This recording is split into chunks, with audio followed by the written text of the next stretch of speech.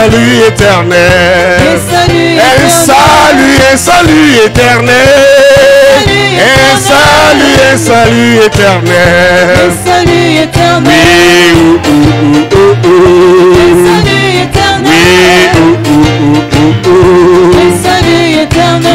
Et que toute la terre apporte à ce sauveur ses péchés, sa misère. Lui fait grâce aux pécheurs, son amour insondable lui fait quitter le ciel pour donner aux coupables un salut éternel. Un salut éternel. Un salut éternel.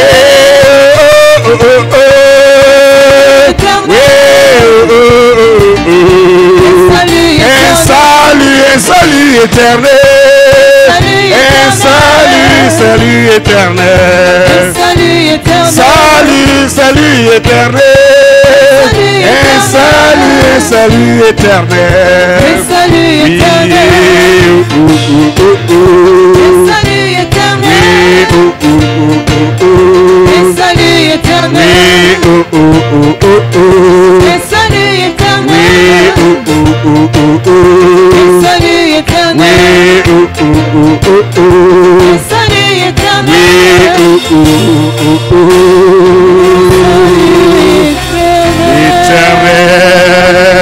Alléluia. Amen. Béni soit le nom du Seigneur. Vous êtes ici? Est-ce que vous êtes ici? Est-ce des adorateurs ou juste des je ne sais pas, des spectateurs?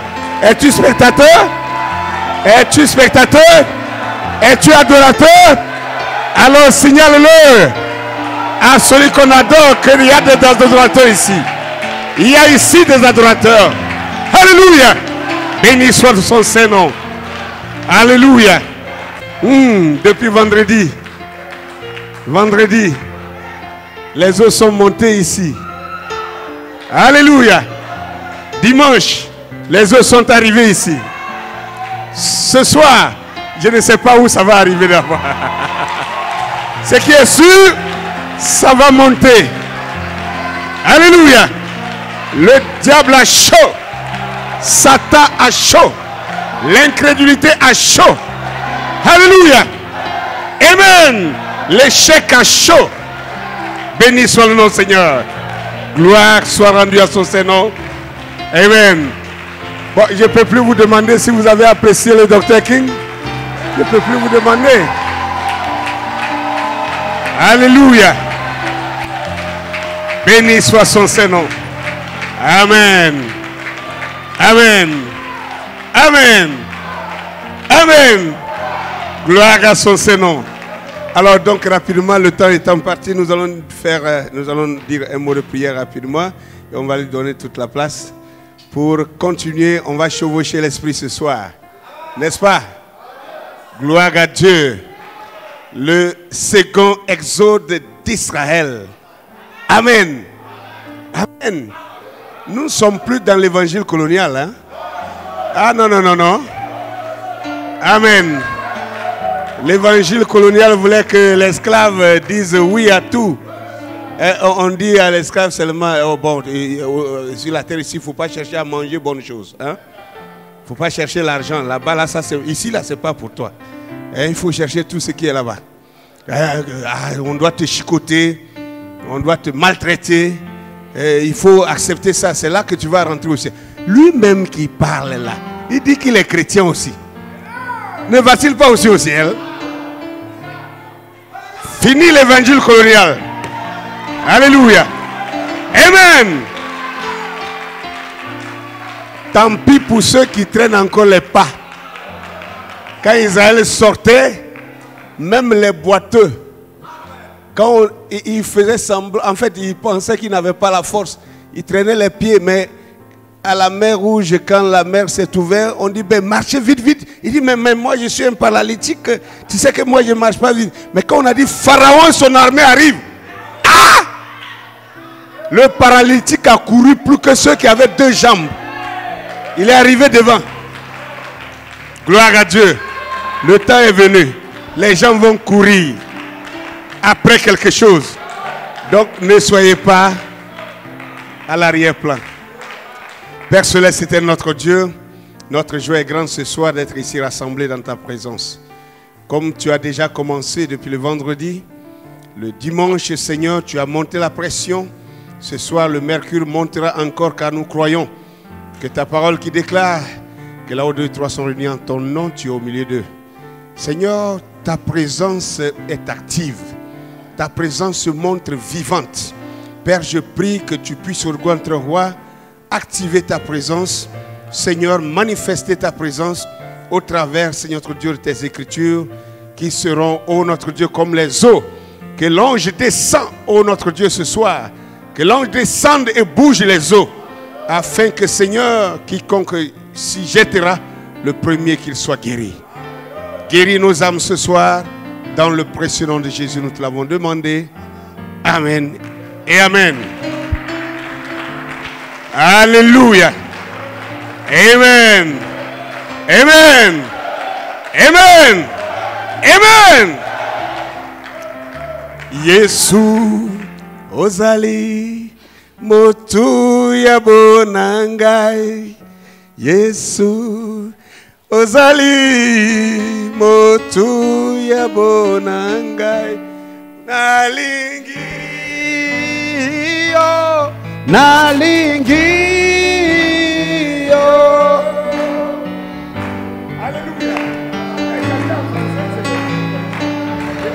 Nalingi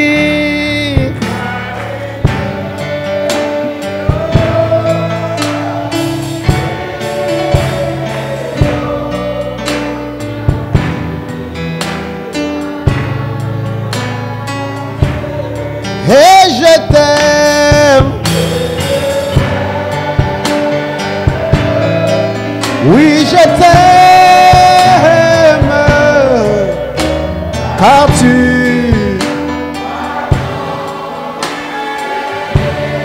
oui, je t'aime et je t'aime. Oui, je t'aime car tu m'attends. Nalingi, nalingi, oh, nalingi, oh, poete, olinga kinga. Béni soit ton nom, Seigneur Jésus-Christ.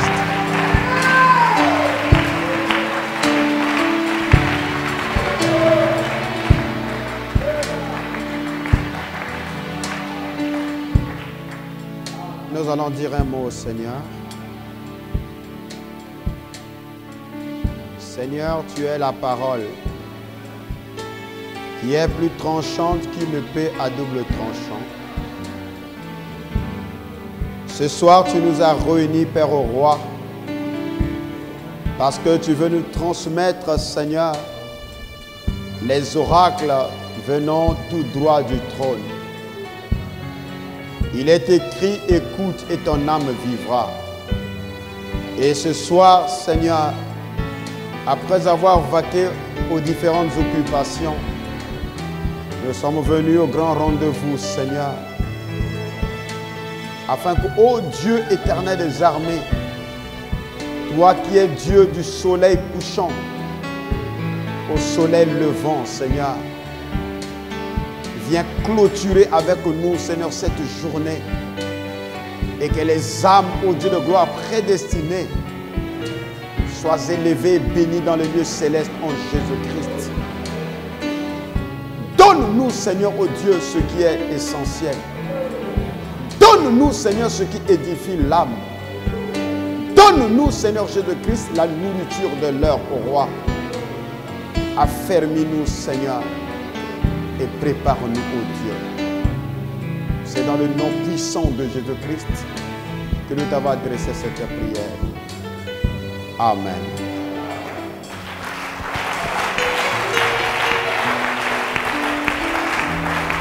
Ok.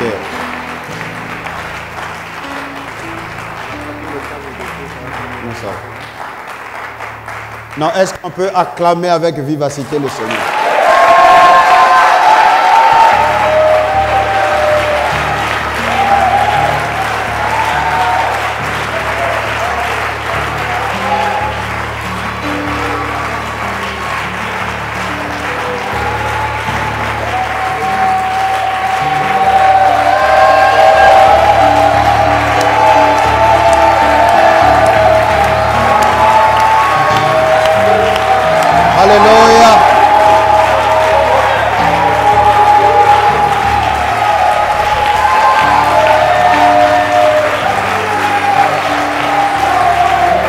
Alors écoutez un peu. Non, on va clamer jusqu'à ce que au quartier Maroc là-bas, là où je suis à loger, qu'on vous entende qu'il y a des gens qui acclament ici.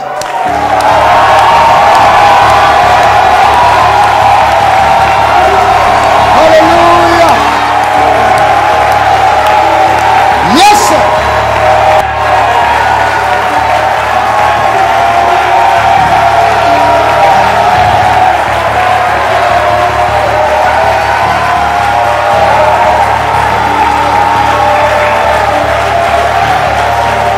Béni soit le nom du Seigneur.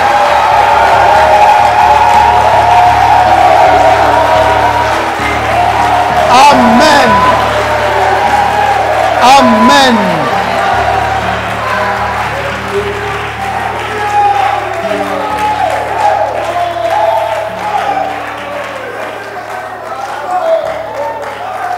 On va clamer jusqu'à ce qu'à Brazzaville, qu'on nous entende, qu'ici à Abidjan, nous sommes en train d'être.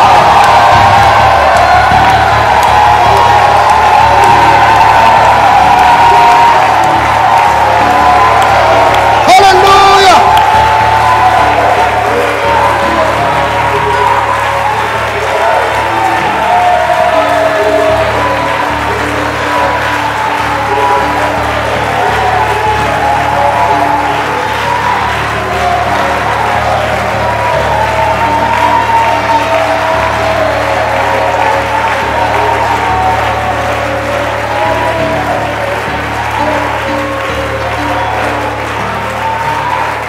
Amen.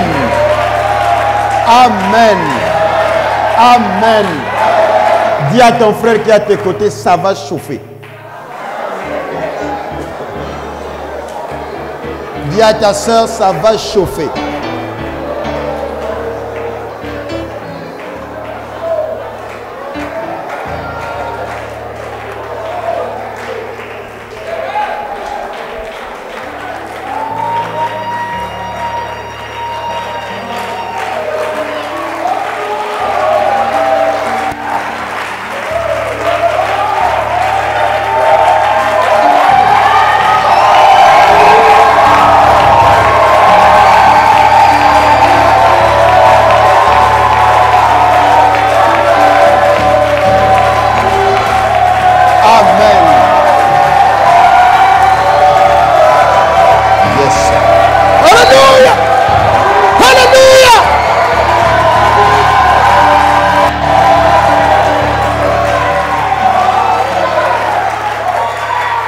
Écoutez, on peut même arrêter de prêcher parce que Gabriel est déjà dans la salle.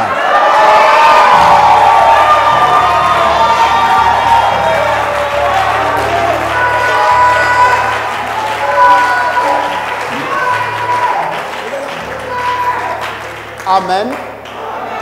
Alors, avant que nous rentrions dans le sujet, je vais vous faire une confidence. Un témoignage. Prenez la page 38 dans le fichier, la page 38. Vous savez que des choses que l'on... D'abord, je commence par dire que heureux sont vos yeux qui voient.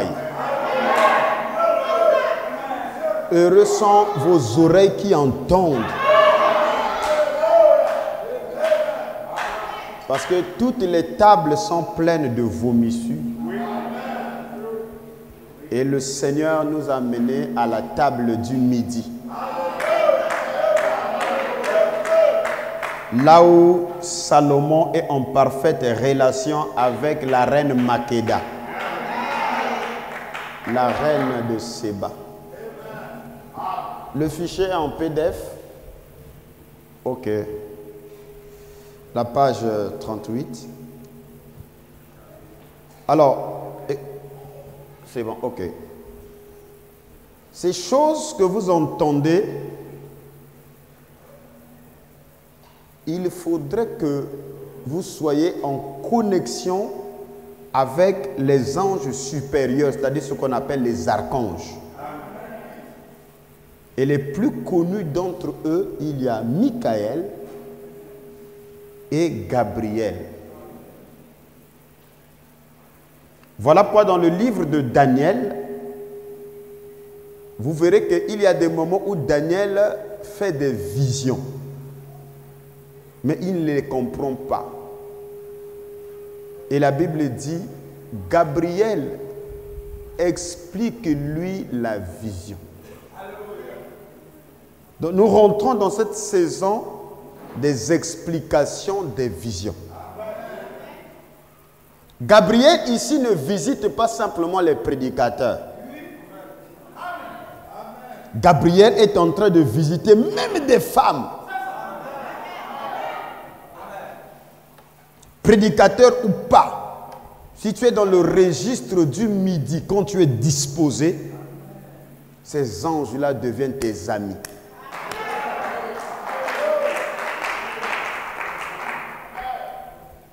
Il y a un frère qui m'a appelé depuis le Cameroun hier. Il m'a dit, docteur, c'est excellent, je suis émerveillé, il fallait que je t'appelle pour avoir une certaine confirmation.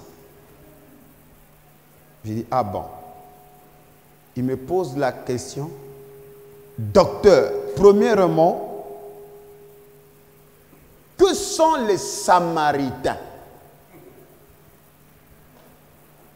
Mais je dis, les Samaritains sont un peuple de substitution.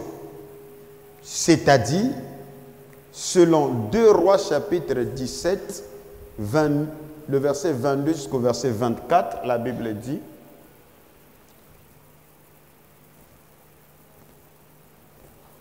que les enfants d'Israël s'étaient livrés à tous les péchés que Jéroboam avait commis. Ils ne s'en détournaient point jusqu'à ce que l'Éternel eût chassé Israël loin de sa face, comme il l'avait annoncé par tous ses serviteurs, les prophètes. Et Israël a été emmené captif loin de son pays en Assyrie, où il est resté jusqu'à ce jour. Là, ça devient intéressant, c'est le verset 24. Le roi d'Assyrie fit venir les gens de Babylone, de Kouta, d'Ava, de Hamath et de Sepharvaïm, et les établit dans les villes de Samarie à la place des enfants d'Israël. Ils prirent possession de Samarie et ils habitèrent dans ces villes. Donc, c'est un peuple de substitution. Quelqu'un peut dire peuple de substitution? Donc, nous comprenons par là qu'Israël n'était plus là. Ok? Israël était déjà parti et il y a un autre peuple qu'on a placé là qui ont pris possession des terres d'Israël et Samarie. Et ces peuples-là revenaient de la Babylonie, ils revenaient de Kouta, c'est-à-dire c'était des Couchites, ils revenaient de Hamath. Hamath, c'est la Syrie, le pays de Syrie, qui avait pour capitale Damas, actuel le pays de Bachan, là où il y a des guerres. Et donc, ce peuple qui fut placé à la place d'Israël était un peuple négroïde. Donc, les Samaritains étaient des nègres. Quelqu'un peut dire amen à cela? Il n'y a pas un Samaritain blanc dans l'histoire. Ça n'existe pas. Ok? Donc, j'ai dit aux frères que mais les Samaritains étaient des Noirs. Il a dit Alléluia. Il a dit, ah, mais celui-là, il a quel problème? Il y a longtemps qu'on dit que les Samaritains sont noirs. Il a quel problème? Il a dit, docteur, c'est là, non? Ok, ah oui. Il dit, docteur, c'est sérieux, je crois en ce que tu as dit que Gabriel est là. Il dit, mais qu'est-ce qu'il a fait, oh? Il dit, j'ai une écriture que Jésus est noir. Oui, ah, mais le docteur Aka a déjà prêché ça. Il a dit oui, mais j'ai un verset biblique. Ah, tu as un verset biblique? Il dit oui. Il dit, j'ai sauté dans la chambre comme un fou. Les gens pensaient que je me suis enfolé. Il dit, mais dis-moi ce verset, qui te l'a dit? Il dit, c'est Gabriel. Ah. Il dit, bon, mais donne-moi l'information. Il dit, docteur, prends Jean 8, le verset 48. Il dit, les Juifs lui répondirent, n'avons-nous pas raison de dire que tu es un Samaritain et que tu as un démon?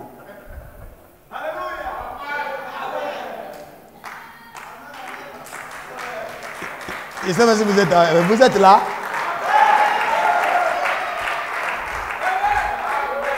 Il dit, docteur, comme tu as confirmé que les Samaritains étaient des Noirs, comme Paul a été confondu à un Égyptien, Jésus aussi a été confondu à un Samaritain.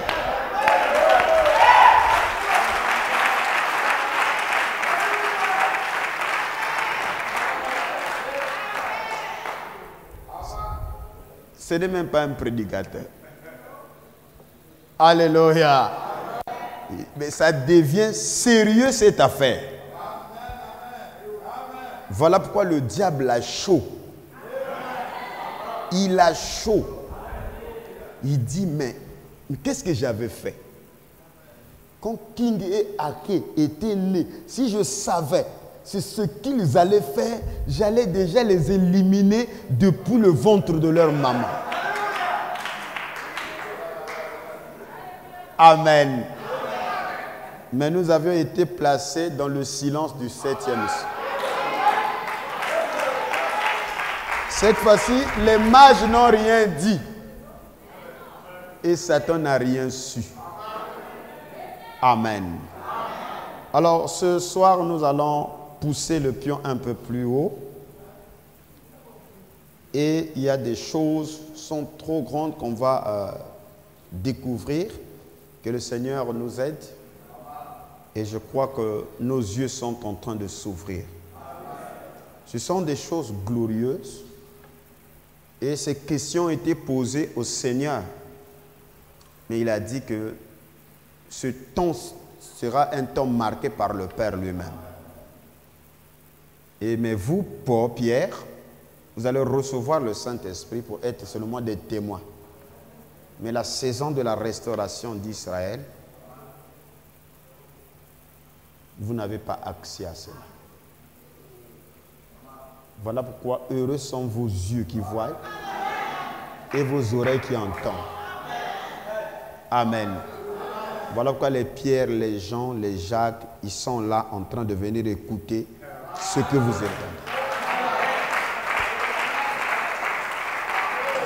Alors, sans plus tarder, nous allons prendre les Saintes Écritures dans Jérémie chapitre 50, le verset 17 à 18. Et nous prendrons aussi Osée 5, 14 à 15 et Osée 6, 1 à 2. Nous sommes dans les prophéties, Jérémie 50. La Bible dit, « Israël est une brebis égarée que les lions ont chassée. Le roi d'Assyrie l'a dévoré le premier et ce dernier lui a brisé les os. Nebuchadnezzar, roi de Babylone. C'est pourquoi ainsi parle l'Éternel des armées, le Dieu d'Israël. Voici, je châtierai le roi de Babylone et son pays, comme j'ai châtié le roi d'Assyrie. » Donc, après avoir blessé Israël, il va finir aussi par détruire ces deux lions, c'est-à-dire la Syrie et Babylone. Osée 5, 14. Je serai comme un lion pour Éphraïm, comme un lionceau pour la maison de Juda. Moi, je déchirerai, puis je m'unirai, j'emporterai et nul n'enlèvera ma proie. Je m'en irai. Je reviendrai dans ma demeure. jusqu'à ce qu'ils s'avouent coupables et cherchent ma face. Quand ils seront dans la détresse, ils auront recours à moi. Et comment ce recours se fait? C'est dans Osée chapitre 6, le verset 1 à 2. Venez, retournons à l'Éternel, car il a déchiré, mais il nous guérira. Il a frappé, mais il bandera nos plaies. Il nous rendra la vie dans 2 jours. Le 3e jour, il nous relèvera et nous vivrons devant lui. Que le Seigneur Dieu bénisse la lecture de sa parole. Alors nous pouvons nous asseoir.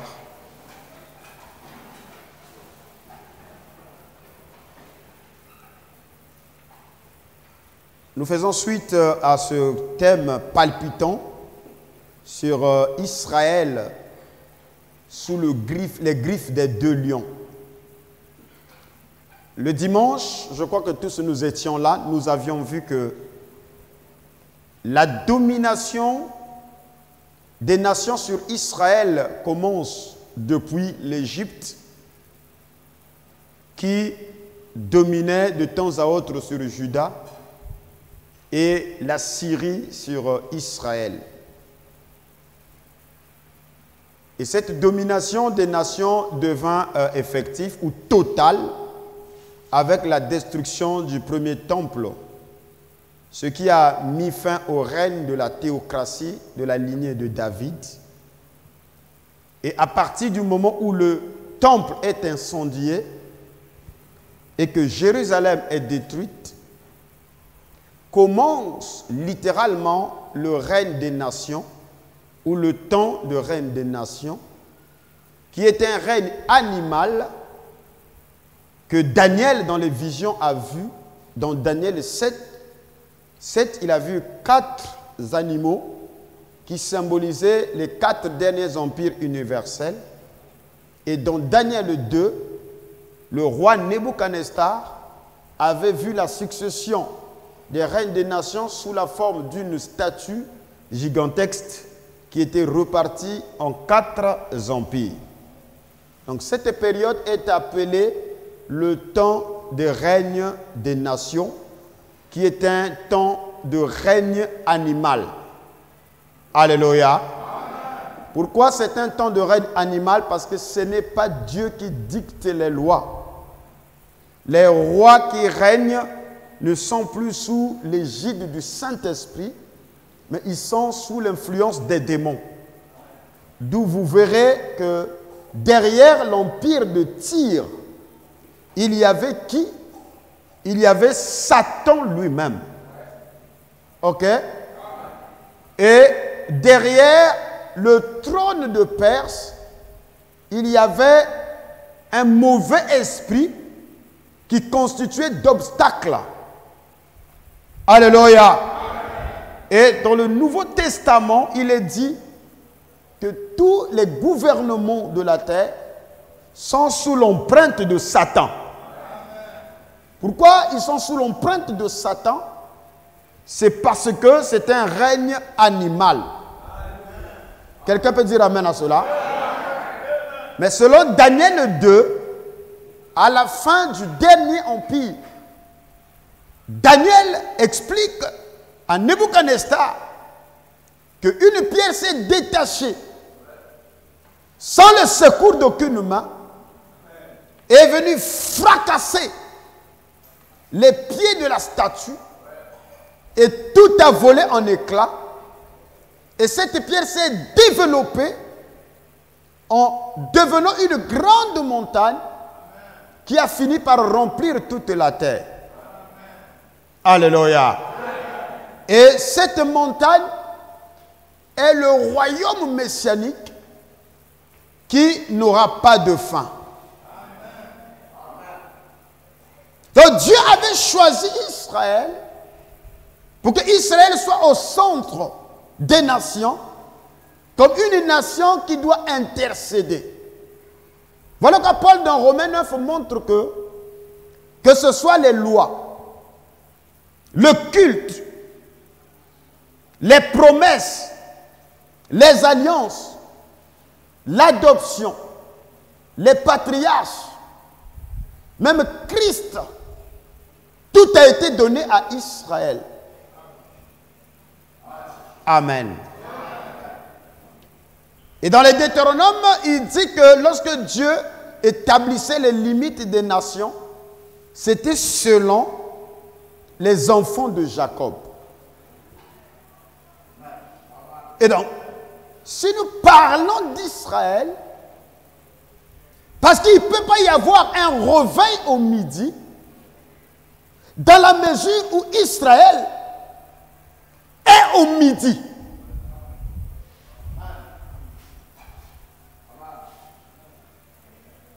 Amen.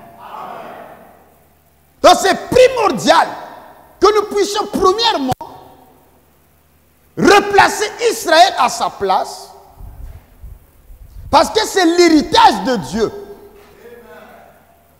Tant que l'héritage de Dieu n'est pas à sa place, alors l'Égypte n'occupera pas la position du peuple de Dieu au dernier jour.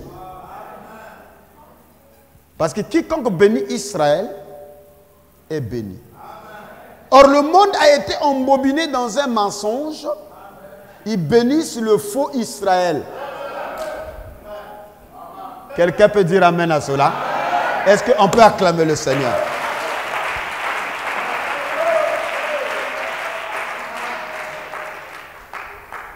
Voilà pourquoi il est nécessaire que nous puissions suivre les flux migratoires d'Israël. Parce qu'il ne s'agit pas simplement de voir un peuple qui revient en terre de Canaan pour dire que c'est eux Israël. Parce qu'il y a eu toujours des peuples de substitution. Nous avions lu que lorsque Israël a été chassé de sa terre, une partie est allée en Assyrie. Et la Bible dit qu'ils sont restés jusqu'à ce jour.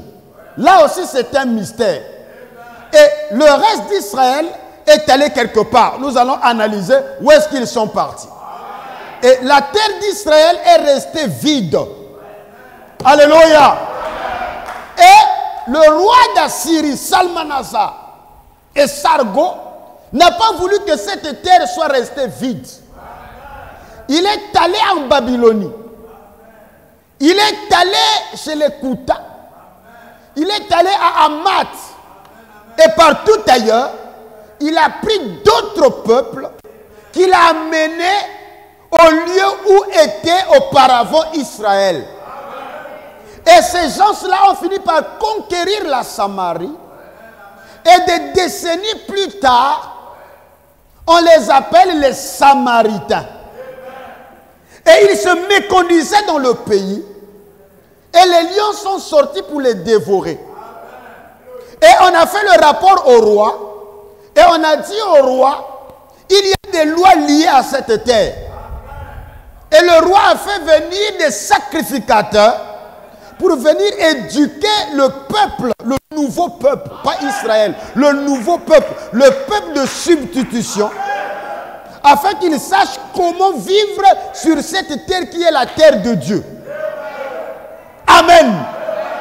Alors ce peuple, ayant assimilé les lois d'Israël, ont commencé à prévaloir qu'ils sont Israël. Et quand Jésus est venu, il a croisé une dame qui était au puits de Jacob. Et la femme samaritaine a dit que notre père, Jacob, mais toi tu es une samaritaine. Est-ce que parmi les 12 tribus d'Israël, il y a la tribu samaritaine? Ça n'existe pas. Mais comment les Samaritains appellent Jacob leur père? C'est une substitution. Donc cette affaire de substitution n'a pas commencé en 1946. Ça a commencé il y a 2700 ans de cela, où les gens veulent prendre la place d'Israël. Et même l'ange les a vus dans le livre de l'Apocalypse, au chapitre 2, le verset 9, au chapitre 3, le verset 9, l'ange a vu que même dans l'église, il y avait des gens qui se passaient pour des juifs alors qu'ils ne l'étaient pas. Et Dieu nous avertit, dit que tu les as trouvés des menteurs.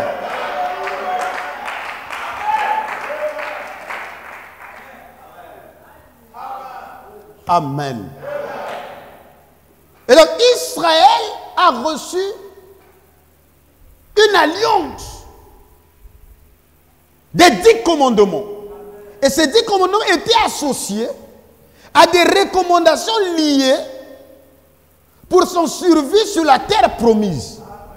Et donc l'alliance d'Israël en terre de Canaan était conditionnée à l'observation des lois de l'Éternel. Et ces lois sont conformément à Lévitique chapitre 23. Et dans Lévitique chapitre 23, Israël a reçu l'ordre de célébrer les 7 fêtes de l'Éternel. Amen. Voilà pourquoi vous verrez que tout Israélite, où qu'il soit, pendant les 3 grandes fêtes, la fête de la Pâque, la fête de la Pentecôte et les dernières fêtes, la fête de Yom Kippour ou la fête des expiations, ils devaient revenir à Jérusalem pour adorer. Quelqu'un peut dire Amen? C'est la raison pour laquelle j'affirme que le jour de la Pentecôte, aucun circoncis n'a reçu le Saint-Esprit. Quelqu'un dit Alléluia. Nous avons vu que le dimanche, qu'aujourd'hui nous sommes dans la saison de la précision. La parole devient fluide. Elle doit être enseignée avec précision. Donc être docteur aujourd'hui ne veut pas dire rassembler les cotations. Ça, même une sœur qui est disponible peut le faire parce que nous avions des moteurs de recherche. De rassembler les citations de Branham ne fait pas de toi un docteur.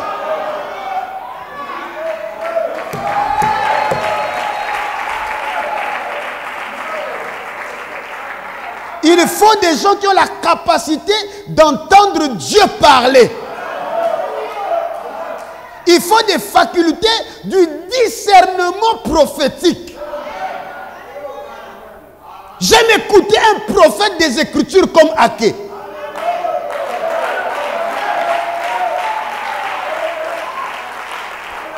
Ou je sais quand je viens à l'église, ce n'est pas pour écouter les redites. Mais je vais voyager de révélation en révélation,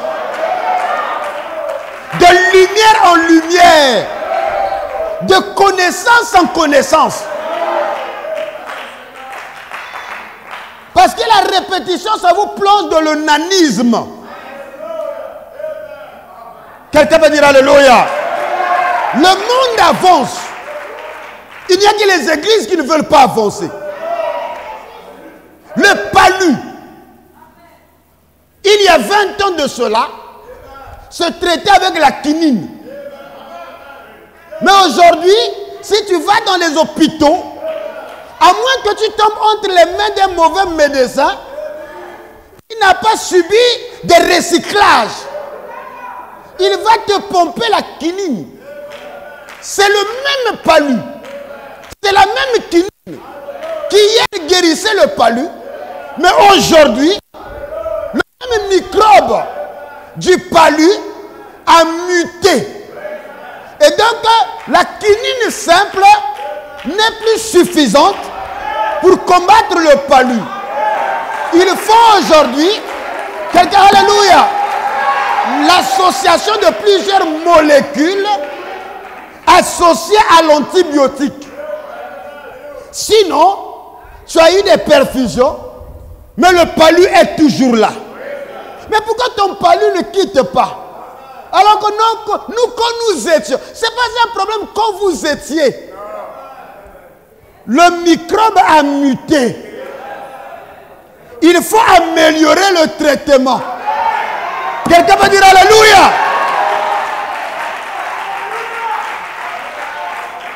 C'est le même message. Mais les informations ont galopé.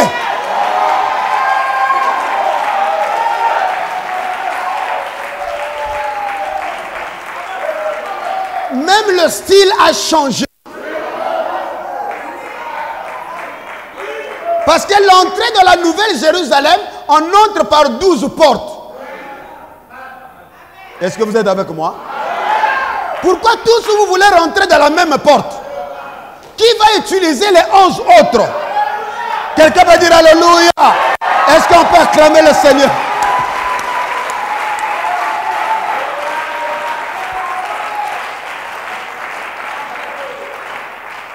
Voilà que nous voulons élever votre niveau.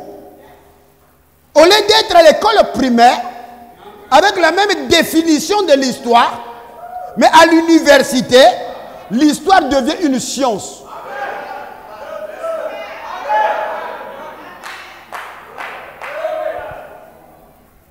Amen. Amen.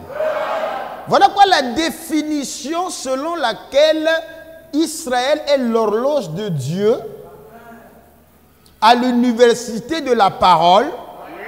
Ça a pris une autre connotation. Ça devient toute une science.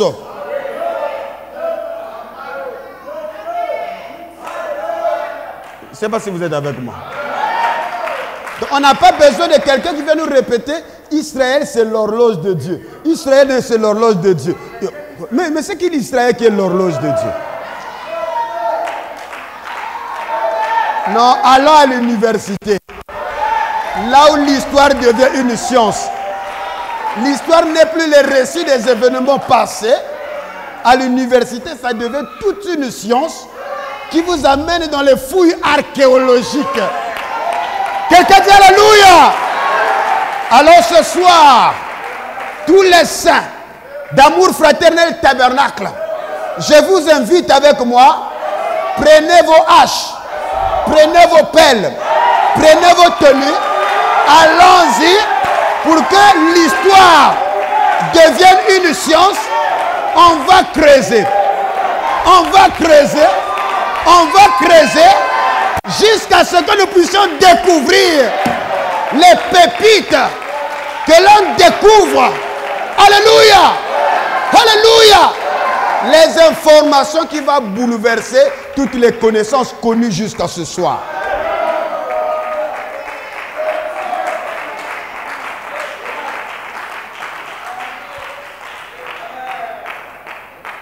Amen. Voilà pourquoi ces deux lions dont le Seigneur parle ici, nous avons la Syrie et nous avons Babylone. Et Yahvé précise bien que Babylone est un lionceau. Mais le grand danger, c'est le lion assyrien. Amen. Et le lion assyrien, c'est lui qui vient pour envahir les 10 tribus d'Israël. Et ces 10 tribus d'Israël sont appelées le royaume du Nord ou le royaume d'Israël ou parfois Ephraïm ou la Samarie. Et le royaume de Juda sera appelé tantôt Juda, Amen, ou soit Jérusalem, qui est composé de 2 tribus, Juda et Benjamin. Et c'est de là est sorti les Juifs. Amen. Amen. Et le dimanche, nous avions vu que les Juifs ont refusé du fait qu'ils n'ont jamais été esclaves de personne. Ce sont des sujets qui paraissent comme bouleversants. Mais ici, nous ne sommes pas à l'école de dimanche. Nous sommes assez mûrs. Et les thèses que nous développons là, c'est les thèses en théologie qui vont au-delà du doctorat. C'est au niveau de la haute recherche.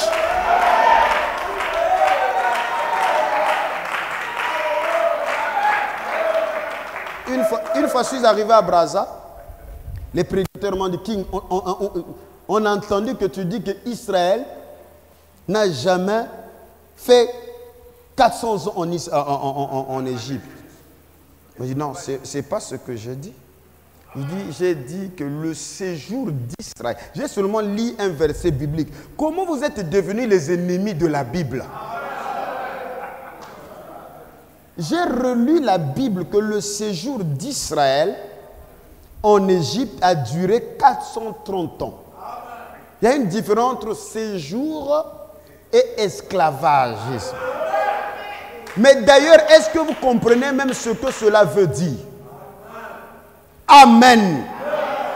Vous faites les palabres, le bruit, mais vous ne savez même pas de quoi nous parlons. Parce que dans la tradition hébraïque, Israël n'a jamais enduré une servitude de 4 siècles. Ça n'existe pas. Ce sont les catholiques qui ont créé cette affaire. Quelqu'un peut dire Alléluia. Amen. Donc, parfois, les gens sont allergiques sur des choses dont ils ne savent même pas ce qu'ils disent, à quelle origine.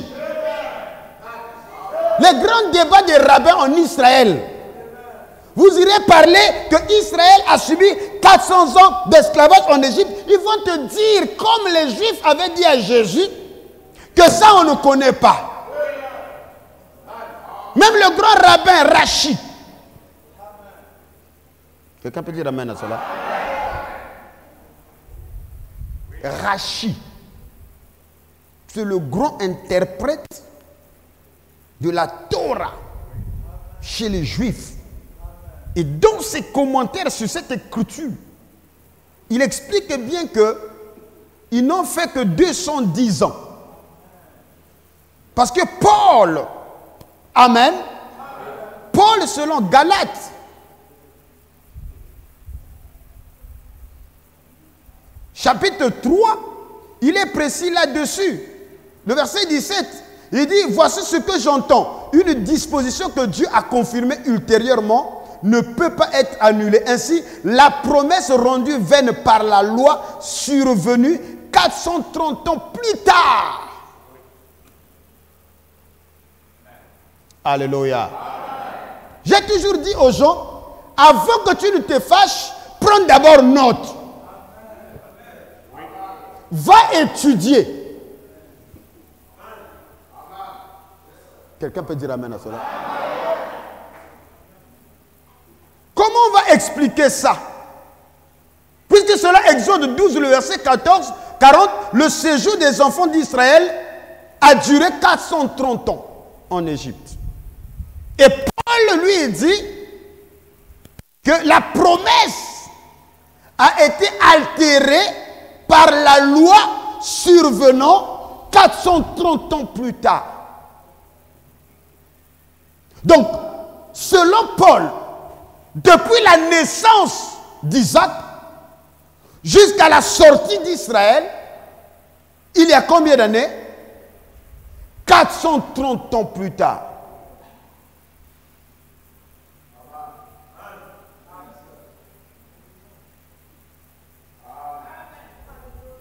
Amen. Amen. Donc, on n'est pas des fous.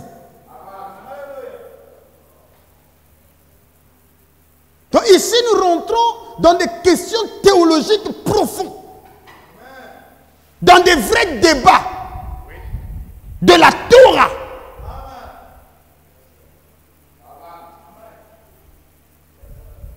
Alléluia. Et pour accéder à cela, il faut être l'un des fils d'Isaac qui maîtrise les temps et les lois.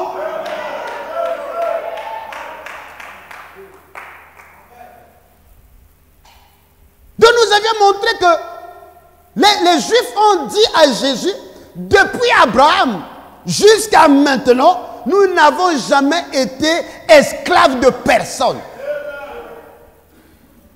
Dans le châtiment qui devait durer 4 siècles, on doit chercher cela en dehors des temps bibliques. Et ça devient un code d'identification d'Israël.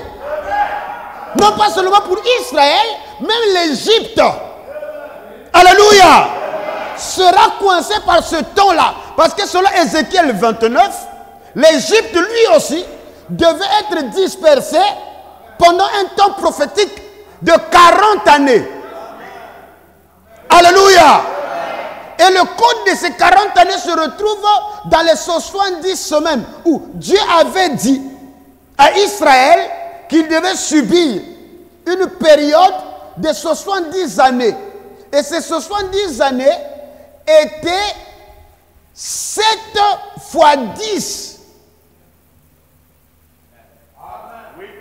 Vous comprenez? Et donc ce principe se répétera en Égypte 40 fois 10, ce qui nous tombera, nous amènera à tomber dans le chiffre des Hébreux. Alléluia. Et ce chiffre hébraïque, qui est un code, est un chiffre de purification pour la maison d'Israël. Parce que selon Genèse 11, le verset 17, la Bible dit que Héber vécut après la naissance de Péleg 430 ans. Or, Héber, c'est l'ancêtre des Hébreux. Quelqu'un peut dire Alléluia? Est-ce qu'on peut acclamer le Seigneur?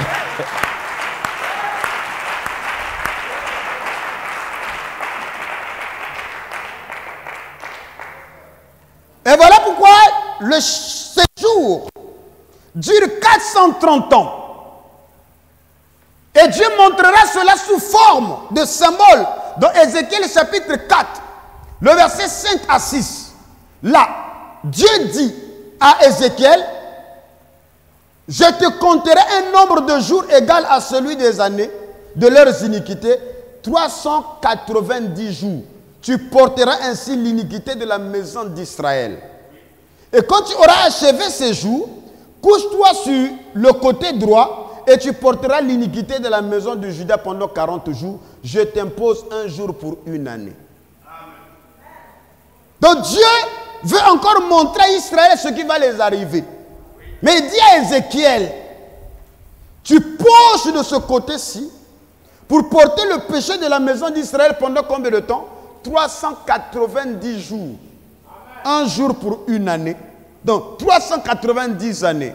Et quand tu auras fini de porter le péché de la maison d'Israël, tu te pencheras de l'autre côté pendant 40 jours. Un jour pour une année. Lorsqu'on associe les deux nombres, 390 jours plus 40 ans, ça donne 430 ans. Or 430 ans, c'est le chiffre d'Héber.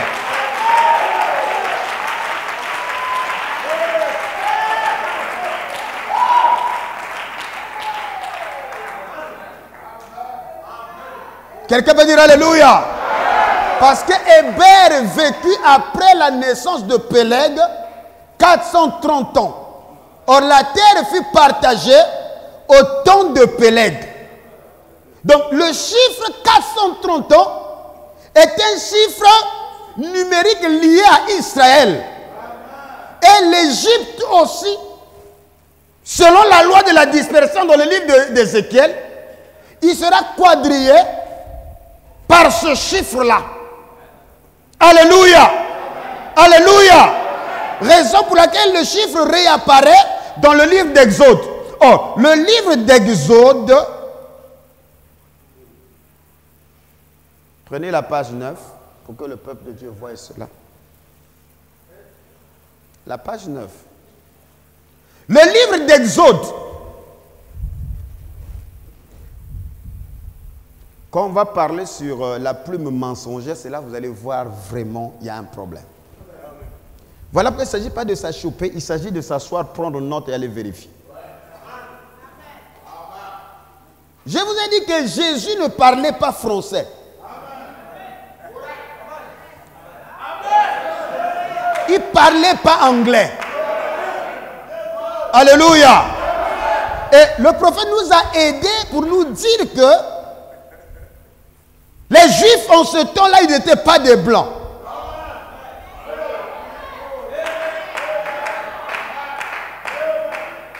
Alléluia. Donc Jésus parlait une langue.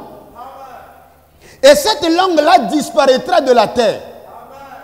Mais cela à Ésaïe 19.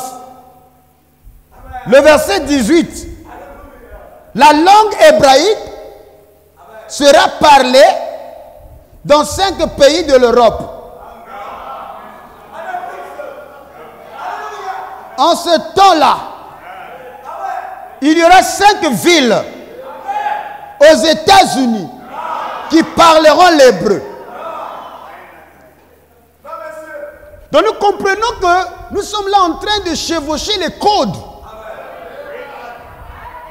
Mais Dieu précise, dit que l'hébreu va disparaître de la terre.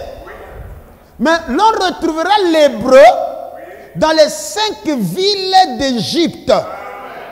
Ils parleront la langue hébraïque. La langue que parlait Moïse. La langue que parlait David. La langue que parlait, alléluia, Daniel. La langue que parlait Jésus. La langue dans laquelle Jean a entendu les tonnerres. Et il voulait écrire dans cette langue-là. On lui a dit, scelle ce qu'ont dit les tonnerres. Ne l'écris pas. Ce n'était pas une langue céleste. C'est une langue africaine.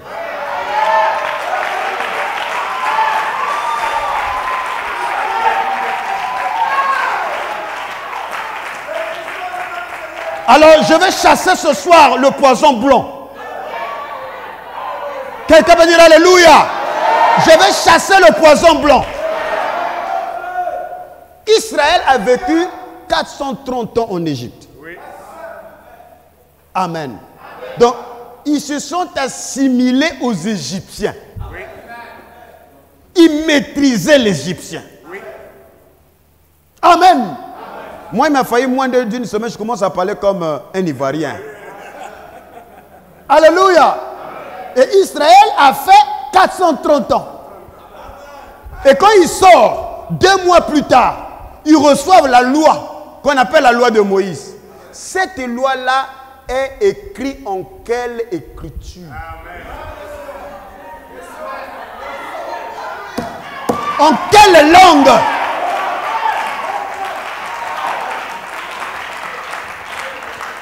Moïse lui-même a étudié pendant 40 ans dans les temples égyptiens. Donc c'est un haut diplômé de l'Égypte. Toute la science de l'Égypte, il la maîtrisait. Quelqu'un peut dire amen? Et quand Dieu veut donner la loi, Dieu ne crée pas une nouvelle technologie. Il prend la même technologie que Moïse connaissait, qu'il avait appris dans les universités égyptiennes.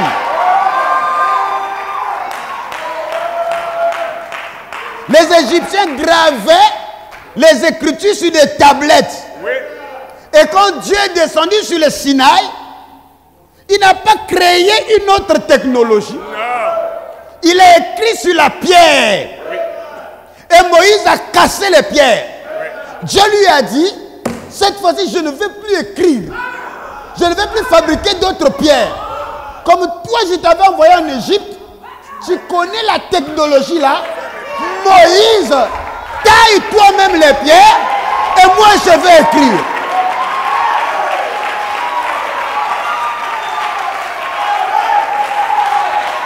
Quelqu'un peut dire alléluia. Donc même la loi de Moïse était une technologie africaine.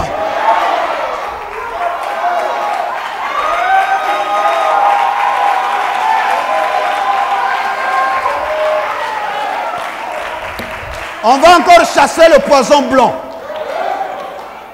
Alors, en quelle langue et quelle écriture Dieu a utilisé pour écrire les 10 lois? Quelqu'un va dire en hébreu. Non, l'hébreu n'existait pas. L'alphabet hébraïque n'existait pas. Quelqu'un peut dire alléluia. La seule loi, alléluia, la seule écriture qui était l'écriture de la liturgie, qui était l'écriture sacrée, C'était les hiéroglyphes égyptiens. Parce que l'alphabet hébraïque a été développé des décennies plus tard par des scribes. Et Moïse étant formé, quelqu'un, alléluia, dis alléluia. Il a reçu la loi de Moïse avec la même écriture égyptienne. Quelqu'un peut dire alléluia. Et d'ailleurs, les premiers scribes de la Bible n'étaient même pas des Hébreux. C'était des Kenyans. Dites amen à cela. Des Kenyans. Le pays de Jéthro. Kenyan, au Kenya là, au Kenya. On ne crée pas, ça se trouve dans la Bible. Il faut chasser le poison blanc. Jésus ne parlait pas français. Non, monsieur. Il parlait araméen dans la rue et dans le temple, il parlait hébreu.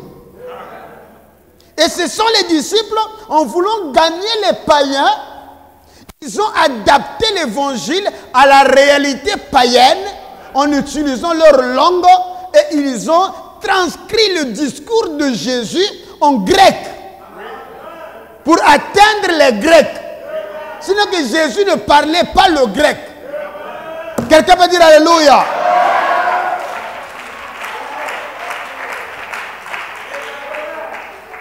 Pourquoi j'insiste? Parce que je vais vous amener quelque part. Pour comprendre que le christianisme n'est pas une religion occidentale comme les gens le pensent.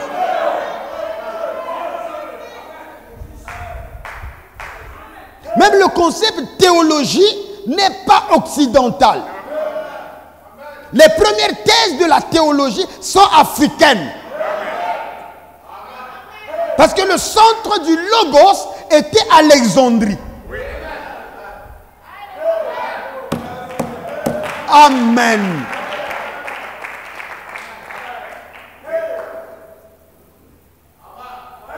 Pourquoi ont-ils blanchi ça?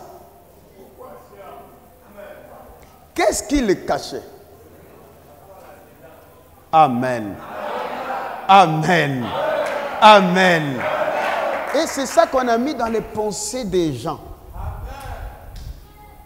Voilà pourquoi si vous suivez le film de Jésus en français, ça ne dérange pas. Suivez ça dans vos langues, les gens vont rire. Comme si Jésus parlait français.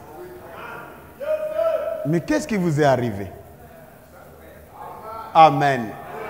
Regardez la Bible dans son originalité, parce que tout ce que nous disons commence à partir de l'Exode. Et l'Exode veut dire sortie. Amen. Et le prophète dit que c'est le livre de la rédemption. Donc le mot Exode en hébreu n'existe pas. Le mot Exode c'est le Shemo. Amen.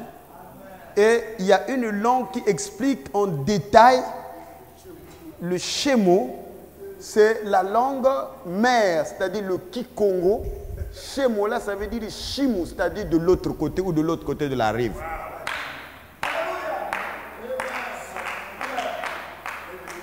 Pour les Congos, ils disent Shimu, c'est-à-dire Shimu, Shimu. Ok? Et le livre de Shemo est suivi par le livre de Lévitique. Or, Lévitique, c'est du latin Leviticus, c'est-à-dire entre le grec et le latin. Mais en paléo-hébreu, Lévitique veut dire Vaikra. La suite. C'est-à-dire Vaikra. Lévitique Vaikra. Et en Kikongo, Vaika est un mot sacré utilisé dans l'exorcisme bantou. Où les mamans protestants chez nous, quand ils prient, quand ils disent esprit mauvais sort, ils disent Vaika. Que ce soit les Ngunza, les religions animistes, pour chasser les mauvais esprits, ils disent Vaika.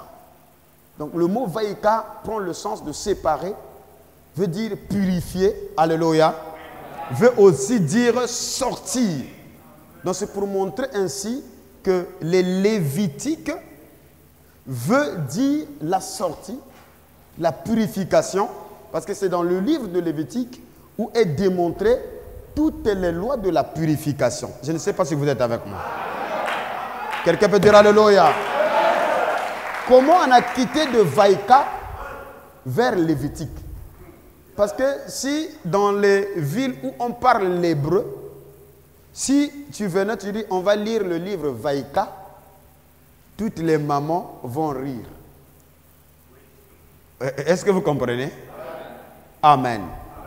Donc, Vaïka qui veut dire la séparation.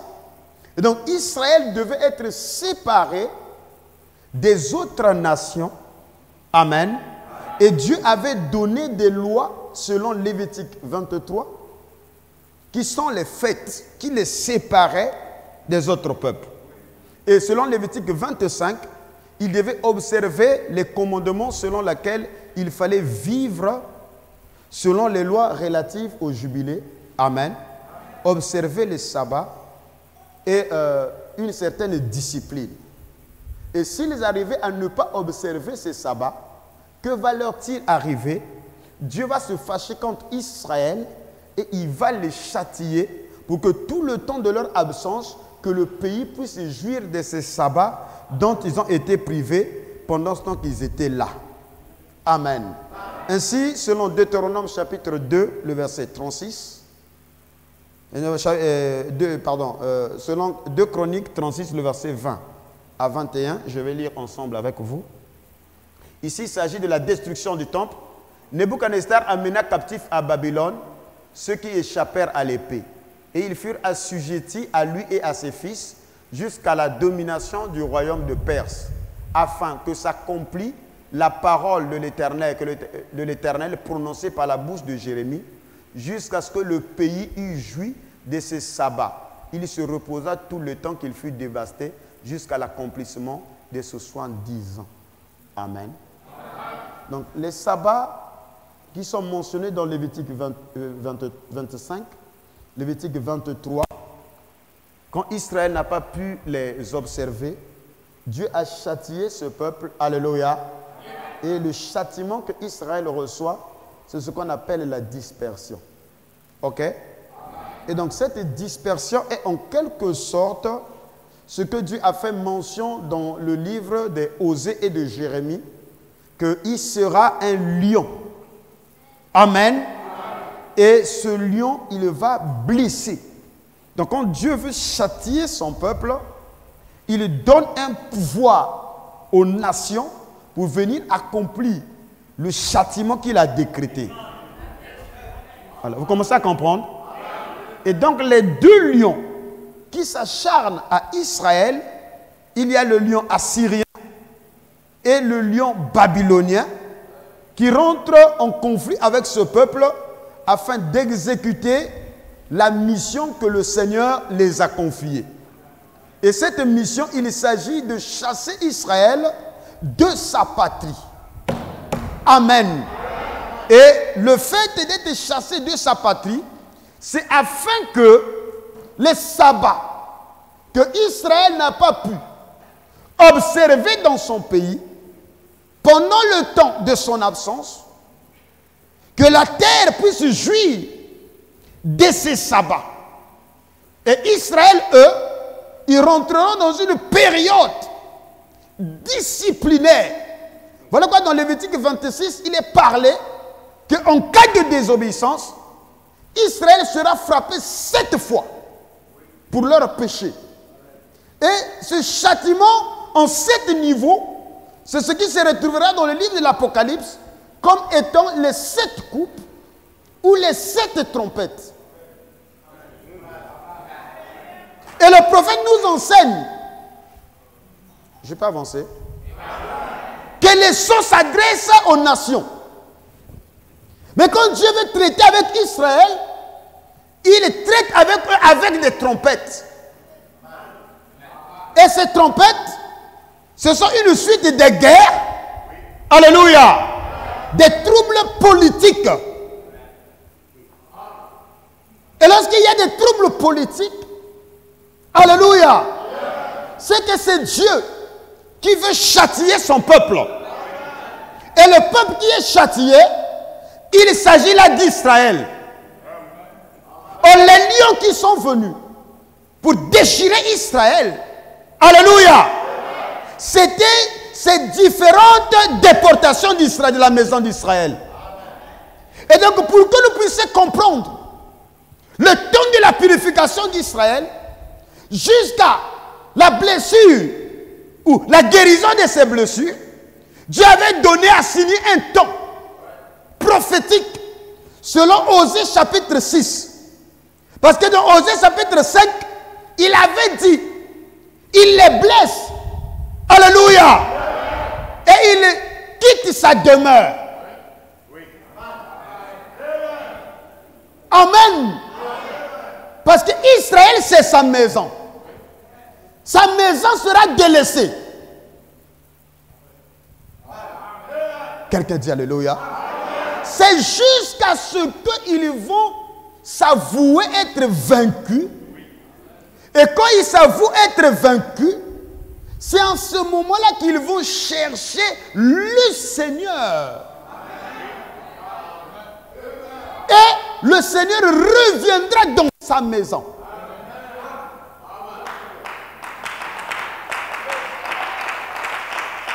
Donc pour que le Seigneur revienne dans sa maison, il faut que Israël se sente que maintenant là, je ne peux plus avancer. Il faut que je me répande. Alléluia. Et il dit, venons cherchons l'Éternel. Parce qu'il a blessé. Il guérira. Il a frappé. Il nous bondera.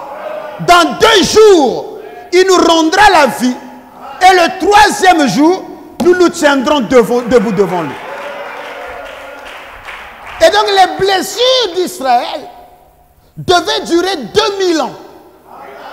Et le 3e jour, Israël rentra dans sa phase guérison.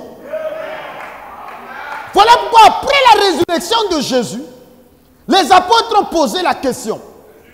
Est-ce que c'est en ce temps-là que tu rétabliras le royaume d'Israël? Jésus dit aux apôtres réunis, ce n'est pas à vous de connaître les temps marqués par le Père. Mais parce que les temps marqués par le Père, c'est Osée 6.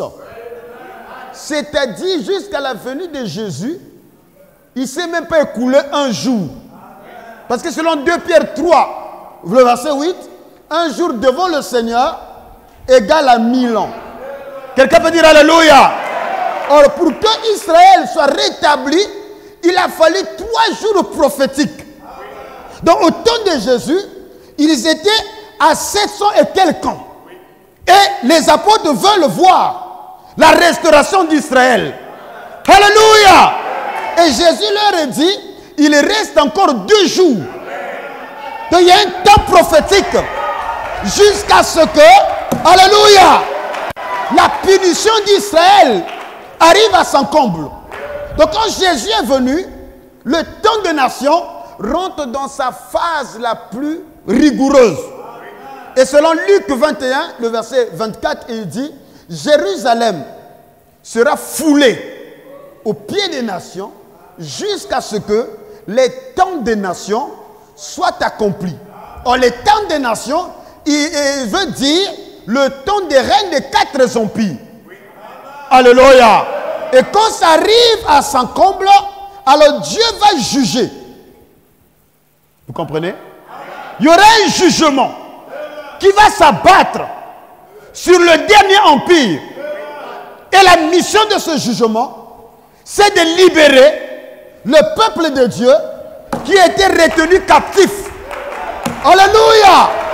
Dans ce royaume-là. De la même manière, au temps de Babylone, il avait jugé Babylone afin d'envoyer Cyrus, qui était son roi, pour libérer Israël, pour revenir reconstruire le second temple. Et qu'a fait Dieu? Il a oint des hommes illuminés, comme Esdras, Néhémie. Quelqu'un peut dire alléluia. Les Josué, les Zorobabel, qui étaient le reste fidèle, qui devaient revenir pour poser les bases. Alléluia. Mais qu'est-ce qu'ils ont croisé? C'était une guerre dans le pays.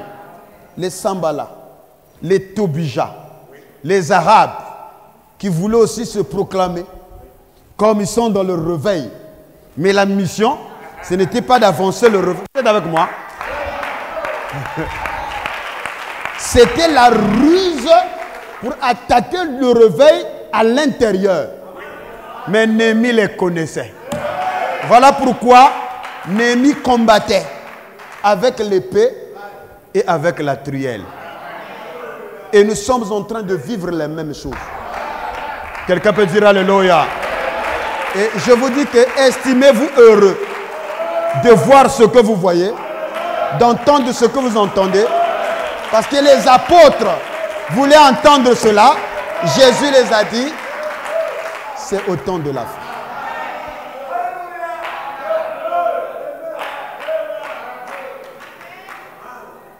Alors, je vais bientôt terminer. Prenez la page 19, je vais expliquer quelque chose de très important.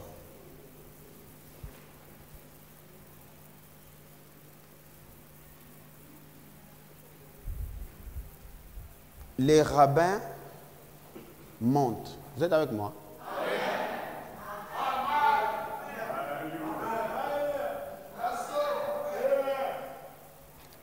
Shlomo Sand a écrit un livre « Comment le peuple juif a été inventé ». Il a encore écrit un livre « Comment la terre d'Israël a été inventée ». Donc nous sommes dans des manipulations des masses, même la terre. Voilà pourquoi la vraie identité d'Israël est le secret le plus gardé au Vatican.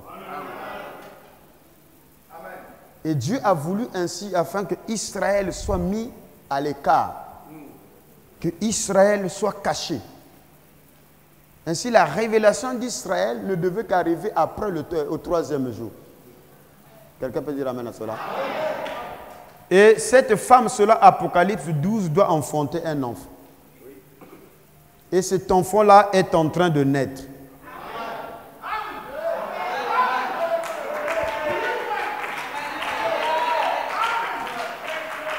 Cet enfant-là, c'est Christ qui doit paître le monde avec une verge de fer. Le Christ-là n'est pas un bébé physique. Ce sont des informations qui vont perturber la terre. Et Hitler avait raison. Quand le monde découvrira qu'ils ont été dupés, ça va provoquer la troisième guerre mondiale. Quelqu'un peut dire amen à cela? Ce que vous écoutez là, ce n'est pas de la blague. C'est des choses sérieuses qui peuvent faire chambouler des nations.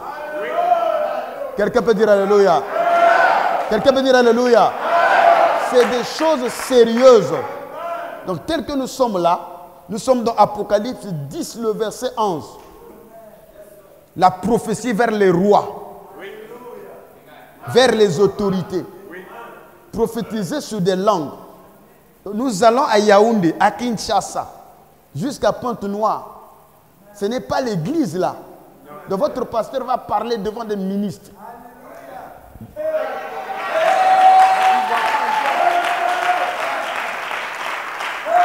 Quelqu'un peut dire Amen. Amen. Acclamez quand même le Seigneur.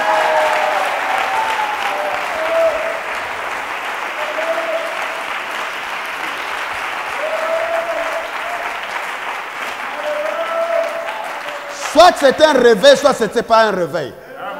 Dieu a dit à Branham, tu parleras au roi. Depuis que le message est un message qui parle au roi, nous parlons au forum des rois d'Afrique. Nous sommes leurs pasteurs. Soit c'est un réveil, soit ce n'est pas un réveil.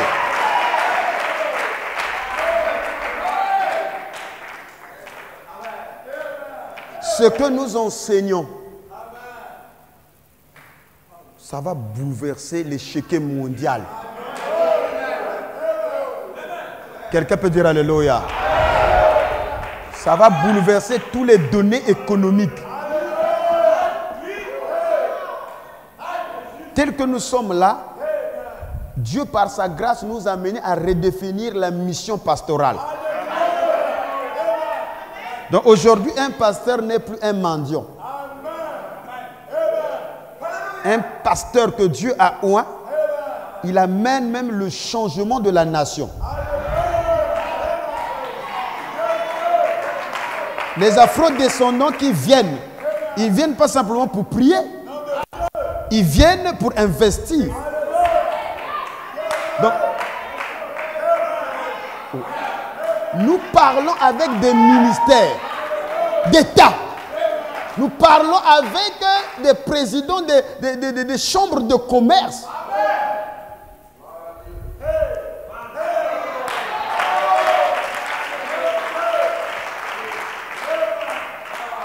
Prophétise au roi de la terre.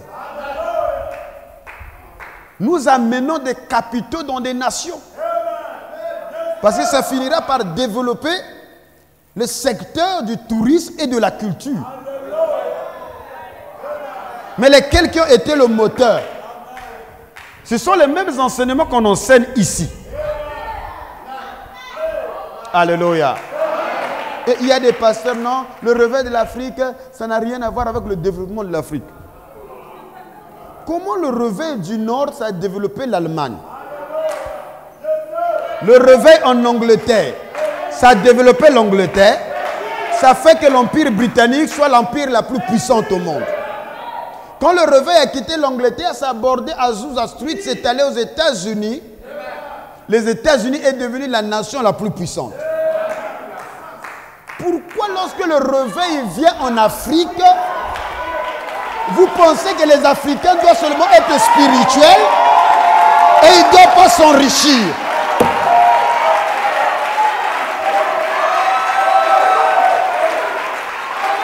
Alléluia! Non, messieurs. Néhémie avait l'épée, la parole, mais il avait quoi aussi? La truelle. On a le spirituel et on a aussi le matériel.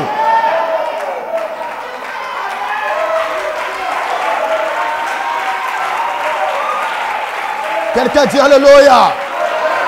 Dans ce repas du midi, tu seras une femme de distinction.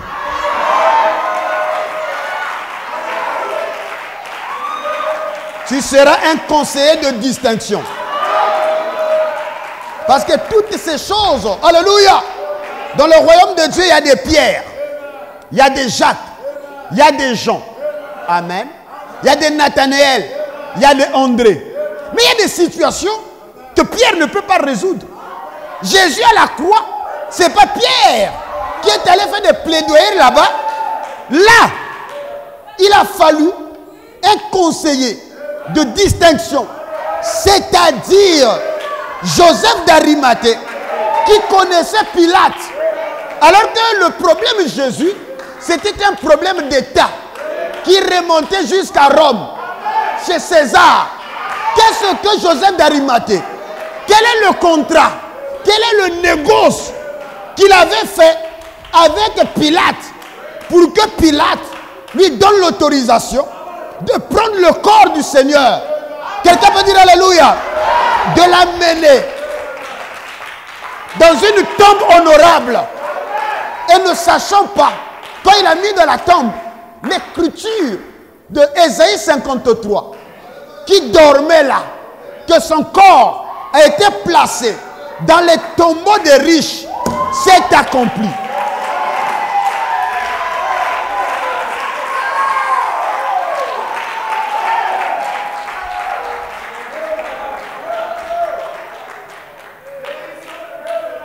Alors, sachez devenir riche pour le Seigneur. Dieu va faire de vous des hommes d'excellence. Vous allez laisser les impacts sur la terre.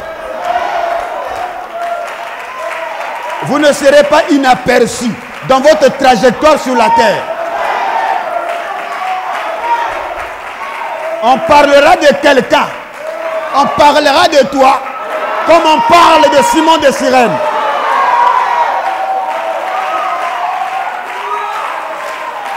Quelqu'un dit Alléluia. Quelqu'un dit Alléluia. Quelqu'un dit Alléluia. Il y a une sœur qui me regarde. Ah, est-ce que moi aussi une sœur? Amen. Amen. Amen. Amen. Le frère Branham m'a dit les sœurs. Moi, je ne prêche pas sous l'onction de frère Branham. Je prêche sous l'onction d'Élisée. Écoute, écoute, écoute, écoute. Élie est allé chez une veuve, une pauvre femme. Mais Élisée n'est pas allé chez une pauvre. Elle est allée chez la femme sunamite qui était une femme de distinction. Qui avait la capacité de faire une maison en étage, bien climatisée, là où le serviteur de Dieu était logé. Alléluia! Alors ce soir, quitte la position de la veuve de Sarepta, va dans la position de la femme sunamite.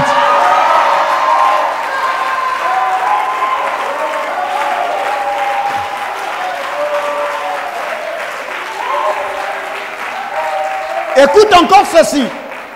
Élie était un prédicateur conflictuel. Il avait des problèmes avec l'État. Mais Élisée, il était l'ami du roi. Il a dit, qu'est-ce que je vais faire à la femme sunamite, qui était déjà une femme d'excellence, de distinction. Il dit, s'il faut que je parle de toi au roi. Vous voyez la dimension? Non, change de statut, mon frère.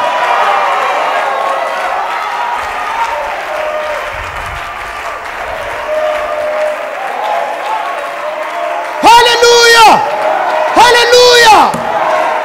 L'église a besoin d'un lavage. Pourquoi le réveil, ça doit choquer. Ça doit bousculer les gens. Quelqu'un dit Alléluia. Jusqu'à ce que tu dis, ah Seigneur, toutes ces années-là, mais si j'avais écouté un évangile comme ça, je serais déjà loin.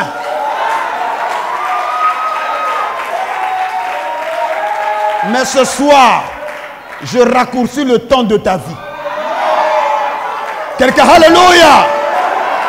Ce que tu n'as pas pu avoir pendant des années, maintenant, tu le reçois.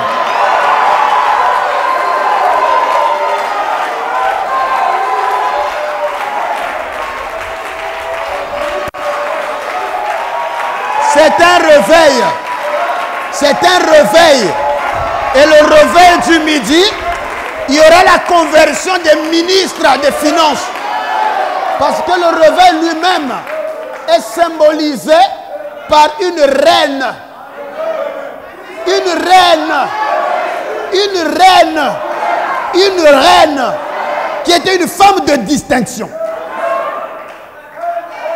Quelqu'un peut dire Alléluia. Relisez bien votre Bible. Il y avait des femmes de distinction qui accompagnaient Jésus et qui le soutenaient avec ses biens. Et le ministère de Jésus avait converti la femme de l'intendant même d'Hérode. Donc même chez Hérode, le réveil de Jésus était là-bas. Ce soir, tu es devant un choix. Soit tu veux souffrir dans ta vie, soit tu veux changer ta condition. Parce que c'est un réveil. Le réveil a atteint Philippe. Et Philippe a prêché à l'eunuque éthiopien, qui était un ministre des trésors de la reine. Alléluia. Alléluia. Alors, je vais conclure. La Syrie déporte Israël en tant que premier lion. Et lors de la déportation causée par les Assyriens, marque la fin du royaume de Samarie. Et cette fin s'est faite en 3 phases. Premièrement, il y a l'annexion du territoire du royaume du Nord dès 734 avant Jésus-Christ par Tiglath-Pileser III. Ceci est mentionné dans 2 Rois chapitre 15, le verset 29. La deuxième fois, c'est l'emprisonnement d'Osée, dernier roi d'Israël, par Salmanasar V, qui fait le siège de Samarie de 727 à 722. Et ensuite, ça se termine par la prise de Samarie par Sargon II de 722 à 721. Et Israël est réduit en province de l'Empire assyrien et commencent les déportations massives des classes dirigeantes. Les archives assyriennes montrent qu'il y a 27 290 Israéliens qui ont été déportés en Assyrie et le reste sont descendus en Égypte selon Osée 9, le verset 3 et le verset 6. Vous êtes avec moi? Donc, ce n'est pas tout Israël qui est allé en Assyrie. La page 20, vous pouvez donner. Le nombre qui a été limité était au nombre de 27 290. Parce qu'on ne venait pas déporter toute la maison d'Israël. On venait prendre les cadres, les chefs militaires, les gens qui pouvaient se constituer en résistants. OK? Cette politique était appelée une politique de décapitation. Donc, on décapitait le peuple. Et ce qui restait, c'était la troupe nombreuse qui ne pouvait pas s'organiser. Vous êtes avec moi? Et lorsque les élites sont parties, alors ceux qui étaient restés ne sont pas restés en Israël. J'aimerais que vous puissiez retenir cela. Israël avait fui. Alléluia. Voilà pourquoi quand c'est resté vide, le roi d'Assyrie a pris d'autres nations qu'il est venu placer sur cette terre-là, c'est ce qu'on appelle les Samaritains. Alors, où est allé Israël? Osée chapitre 9, le verset 3, la Bible dit, « Ils ne resteront pas dans le pays de l'Éternel. » Amen. Éphraïm, c'est-à-dire Israël, retournera en Égypte. L'Égypte, c'est quoi? Et ils mangeront en Assyrie les aliments impurs.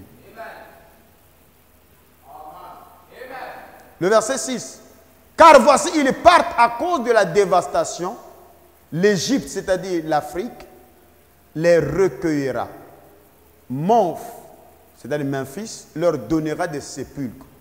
Ce qu'ils ont de précieux, leur argent, sera la proie des ronces et les épines croîtront dans leurs tentes. La page 21. Donc, ces écritures nous montrent que la maison d'Israël, lors des premières blessures, en 721, ils ne sont pas restés en Israël. Ils ont fui où? Ils ont fui en Égypte. Et l'Égypte, c'est l'Afrique. OK? Et la Bible dit que Memphis va leur donner des sépulcres. Lorsque l'on vous donne des sépulcres, ça veut dire que vous vous sédentarisez dans un endroit. OK? Et la carte, elle est là. Voyez-vous qu'ils quittent ici. Ils quittent Israël. Ils traversent Memphis et ici. Donc nous sommes en Égypte. OK? Et la maison d'Israël va s'installer précisément à cet endroit-ci. Ça, c'est la première information. Donc, bibliquement parlant, Israël, en 721 avant Jésus, a pris 2 directions. Il y a une autre carte, je crois, qu'il faut prendre. La page 25, c'est là que je vais terminer. Donc, Israël, où les 10 tribus ont pris 2 directions. La page 25, s'il te plaît. La première direction, c'est qu'ils sont allés en Assyrie. Voyez-vous? Donc, ils ont été amenés ici. OK? Ils sont restés là, dans cette zone ici, le fleuve Gozan, vers la Perse. Là. Amen. Donc ici, ce sont les cadres qu'on a menés ici, qu'on a intégrés dans l'armée. Alors on repart à la page 22. Le reste nombreux qui étaient restés, tous, à cause de la dévastation, ils ont fui en Égypte, c'est-à-dire l'Afrique.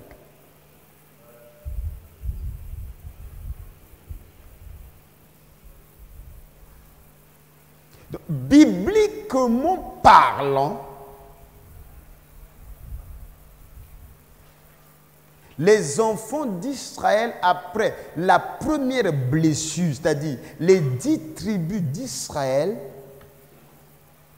quand le lion assyrien les a griffés, ils n'ont pas fui nulle part ailleurs, ils sont venus se réfugier où? En Afrique. Quelqu'un peut dire amen à cela? Je clôture, nous allons revenir pour traiter où est allée la maison de Juda. Alléluia. Et que deviendront les cadres qui ont été amenés en Assyrie. Nulle part dans l'histoire, les 10 tribus qui sont venues en Égypte, ils sont encore repartis en Palestine.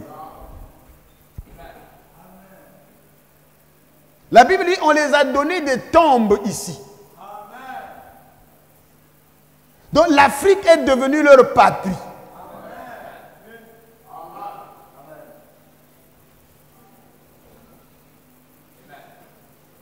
Quelqu'un peut dire amen à cela?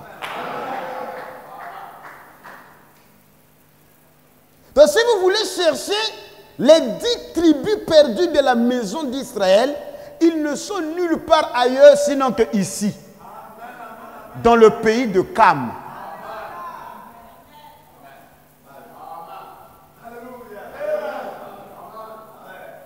Voilà pourquoi le mystère du second exode, c'est que Dieu étendra pour la seconde fois sa main afin de racheter le reste de son peuple éparpillé, dispersé en Assyrie, en Égypte, à Patros, en Éthiopie. Donc, Dieu est en train de montrer toute cette zone-ci. Parce que l'histoire d'Israël est mentionnée dans la parole de Dieu. Il n'y a aucune promesse qui dit que les Juifs sortiront de la France.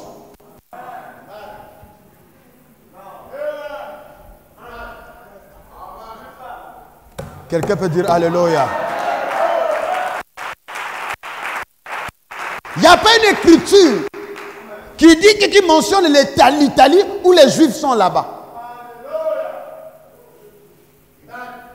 Il y a des villes qui sont citées. Et nous devons identifier ces villes-là pour fouiller les Juifs de Dieu. Pour fouiller le peuple de Dieu. Voilà pourquoi j'ai dit, la parole est devenue précise aujourd'hui.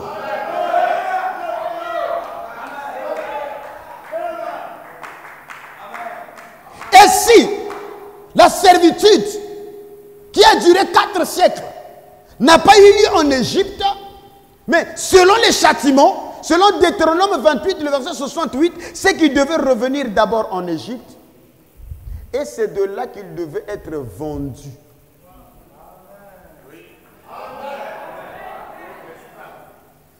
Être vendu comme esclave, Dieu devait les ramener premièrement en Égypte. Et l'Égypte, c'est le code Afrique.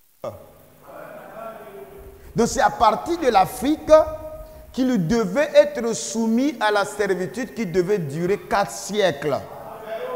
Et dans l'histoire de l'humanité, pour la première fois où le châtiment d'un peuple soumis à l'esclavagisme a duré 4 siècles, c'est la traître négrière. Et il n'y a que 2 peuples qui devaient souffrir de ce châtiment-là. C'est Israël et le peuple égyptien, parce que le peuple égyptien a reçu Israël pensant que Israël est béni, alors que Israël était une Israël désobéissant. Donc à cause de cela, l'Égypte a été entraîné dans le malheur d'Israël. Voilà pourquoi lui aussi avec Israël, ils subiront le même châtiment, le châtiment de la dispersion. Alors vous commencez à comprendre? Est-ce que vous commencez à comprendre?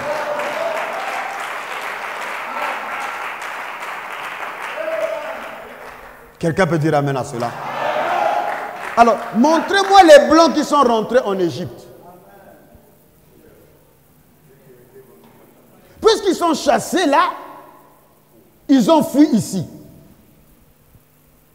Ce n'est pas une tribu, c'est 10 tribus. La Bible est claire. Ils ne resteront pas dans le pays de l'Éternel. Ils repartiront en Égypte. Alléluia. Nous connaissons à quel moment les Blancs sont arrivés là. Ce sont les conquêtes arabes. Il n'y a pas longtemps. Ici, nous traitons un problème qui a surgi dans l'histoire de l'humanité il y a 2700 ans de cela. Quelqu'un peut dire amen à cela? Donc après 2700 ans, il y a un miracle qui se fait en Afrique. C'est qu'il y a des tribus qui étaient cachées, qui vont commencer à révéler leur nature en tant qu'Israël. Ce n'est pas étonnant. Vous avez ici les Danites qui commencent à se révéler comme étant Israël dispersé dans le pays du Midi. Mais ce secret a été gardé il y a 3 jours de cela. Parce que la prophétie disait, Alléluia, nous nous tiendrons devant lui le 3e jour. Lorsque nous nous rendrons compte que nous avions péché. Voilà pourquoi cet évangile amène à la révélation d'Israël.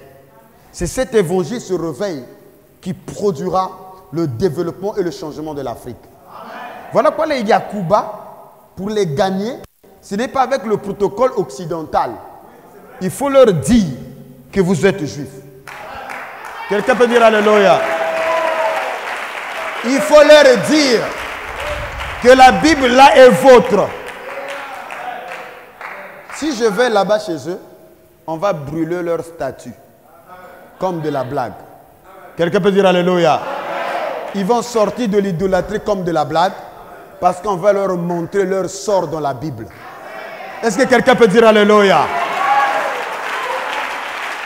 Voilà pourquoi j'ai dit il faut changer et adapter le protocole du christianisme selon les réalités du peuple africain et selon les lois et les principes que Dieu a établis pour nous. Parce que chez les Grecs, Dieu a voulu que, Alléluia, la vie et le discours de Jésus soient traduits de l'hébreu vers le grec. Quoique Jésus ne parlait pas grec. Donc il y a eu une assimilation, une adaptation. Amen. Et le même évangile doit être adapté selon les réalités africaines, qui est la réalité originelle. Quelqu'un peut dire Alléluia. Parce que la Bible est vôtre. Et c'est ce qui ramènera l'homme africain, l'homme noir, dans sa position en tant que le porteur du flambeau de l'évangile. Voilà pourquoi Frère Branham me dit, Alléluia, que l'Amérique ou l'Afrique n'a pas besoin qu'elle soit évangélisée.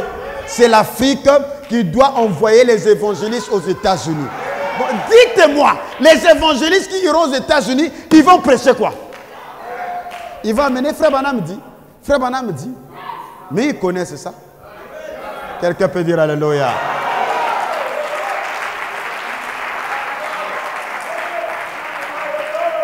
Voilà là où nous sommes arrivés.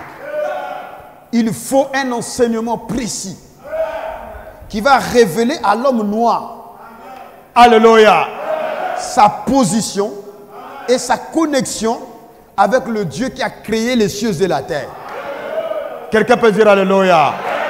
Jusqu'à ce qu'il comprend que si on te fait la guerre, c'est parce que tu es un prince.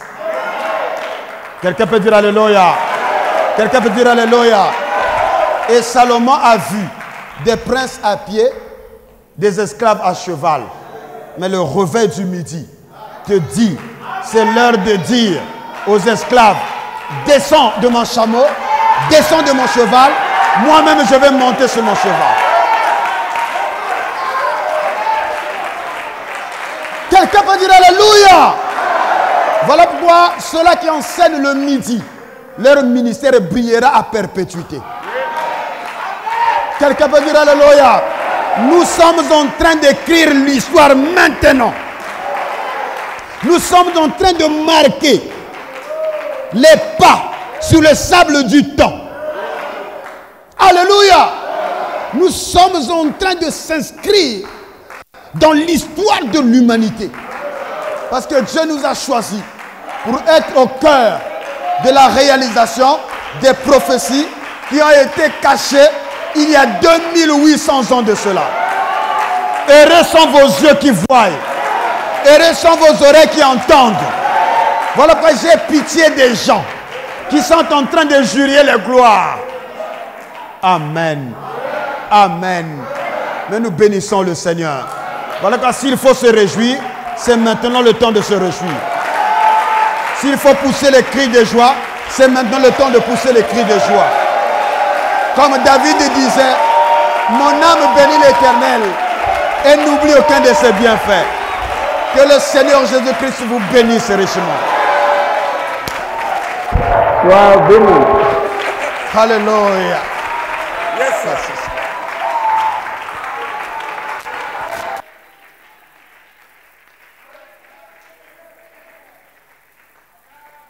Alléluia. Oh oui, nous sommes la génération qui sera enlevée. Oh oui, nous sommes la génération